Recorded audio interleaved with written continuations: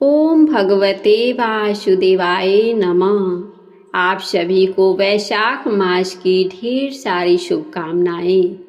इस पावन वैशाख मास के 14वां अध्याय की कथा का श्रवण करते हैं। राजा पुरुयशा को भगवान का दर्शन, उनके द्वारा भगवत स्तुति और भगवान के वरदान से राजा की सायुज्य की मुक्ति। श्रुतदेव कहते हैं, परमात्मा भगवान नारायण 4 भुजाओं से सुशोभित थे। उन्होंने हाथों में शंख, चक्र, गदा और पद्म धारण कर रखे थे। वे पीतांबर धारण करके वनमाला से विभूषित थे। भगवती लक्ष्मी तथा एक पार्षद के साथ गरुड़ की पीठ पर विराजित थे। उनका दूसरा तेज देख करके राजा के नेत्र सहसा मूंद गए। उनके सब अंगों में रोमांच हो आया और नेत्रों से अश्रु की धारा प्रवाहित होने लगी।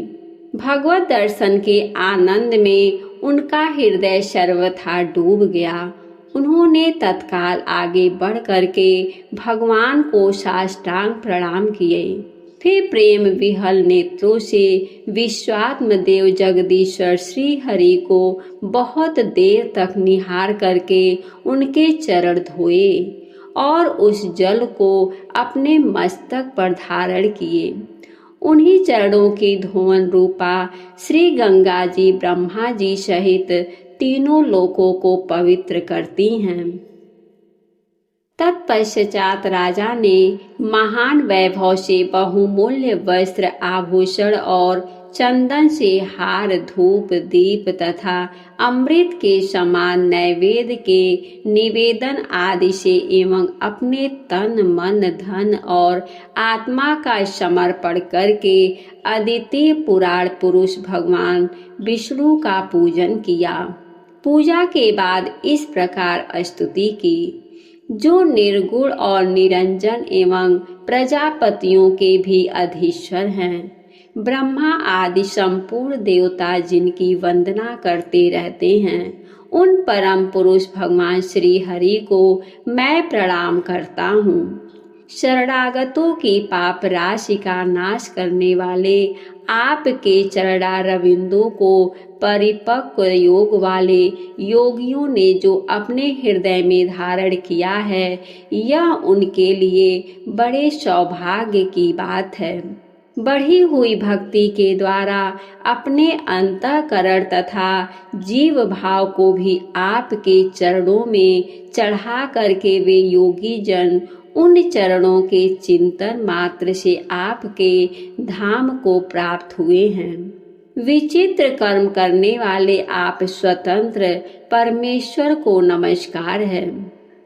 साधु पुरुषों पर अनुग्रह करने वाले आप परमात्मा को प्रणाम है।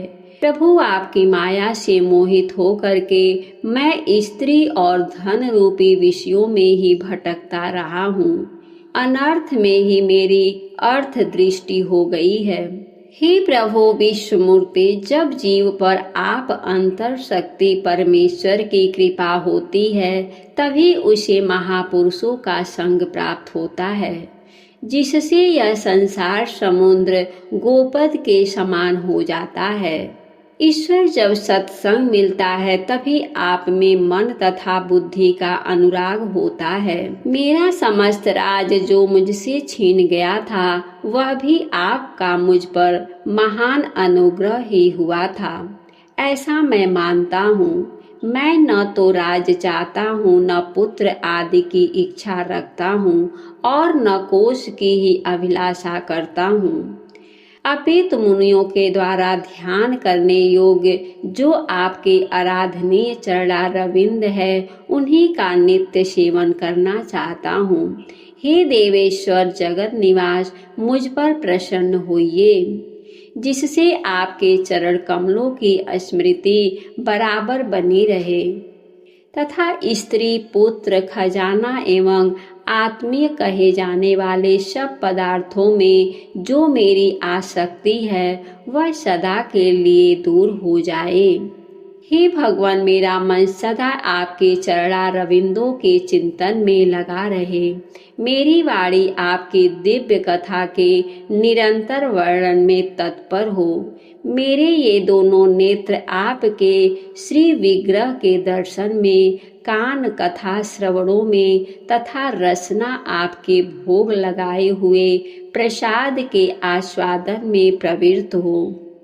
हे प्रभु, मेरी नासिका आपके चरण कमलों की तथा आपके भक्त जनों के गंध विलेपन आदि की सुगंध लेने में, दोनों हाथ आपके मंदिरों में झाड़ू देने आदि की सेवा में, और दोनों पैर आपके तीर्थ और कथा स्थान की यात्रा करने में तथा मस्तक निरंतर आपको प्रणाम करने में संलग्न रहे। मेरी कामना आपकी उत्तम कथा में और बुद्धि अहर्निश आपका चिंतन करने में तत्पर हो।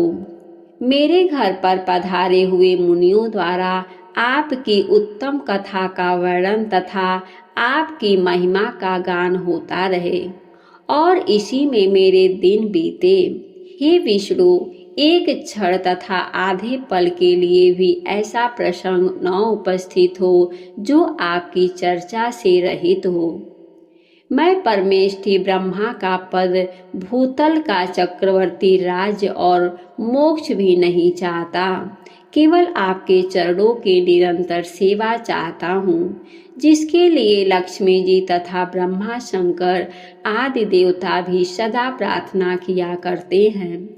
राजा के इस प्रकार स्तुति करने पर कमल नयन भगवान विष्णु ने प्रसन्न हो मेघ के समान गंभीर वाणी में इस प्रकार कहा। हे राजन, मैं जानता हूँ तुम मेरे श्रेष्ठ भक्त हो, कामना रहित और निष्पाप हो।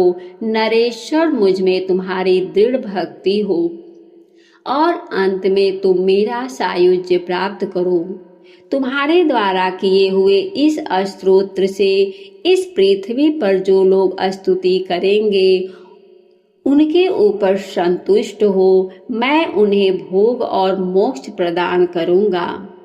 यह अक्षय तृतीया इस पृथ्वी पर प्रसिद्ध होगी, जिसमें भोग और मोक्ष प्रदान करने वाला मैं तुम्हारे ऊपर प्रसन्न हुआ। जो मनुष्य इस तिथि को किसी भी बहाने से अथवा स्वभाव से ही स्नान दान आदि क्रियाएं करते हैं, वे मेरे अविनाशी पद को प्राप्त होते हैं। जो मनुष्य पितरों के उद्देश्य से अक्षय तृतीया को श्राद्ध करते हैं, उनका किया हुआ वह श्राद्ध अक्षय होता है। इस तिथि में जो थोड़ा सा भी जो पुण्य किया जाता है, उसका फल अक्षय होता है।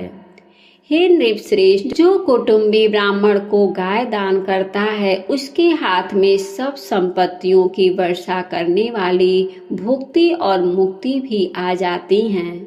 जो वैशाख मास में मेरा प्रिय करने वाले धर्मों का अनुष्ठान करता है, उसके जन्म मृत्यु जरा भय और पापों को मैं हर लेता हूँ। अनघ यह वैशाख मास मेरे चरण चिंतन की ही भांति ऐसे सहस्त्रों पापों को हर लेता है, जिनके लिए शास्त्रों में कोई प्रायश्चित नहीं मिलता है। राजा की यह वरदान दे करके देवाधिदेव भगवान जनार्दन सबके देखते देखते वहीं अंतर ध्यान हो गए। तदंतर राजा पुर्यशा सदा भगवान में ही मन लगाए हुए उन्हीं की सेवा में तत्पर रह करके इस पृथ्वी का पालन करने लगे। देव दुर्लभ समस्त मनोरथ का उपभोग करके अंत में उन्होंने चक्रधारी भगवान विष्णु का सायुज्य प्राप्त कर लिया। जो इस उत्तम उपाख्यान को सुनते हैं और सुनाते हैं, वे सब पापों से मुक्त भगवान विष्णु के परम पद को प्राप्त होते हैं। आज का अध्याय समाप्त हुआ।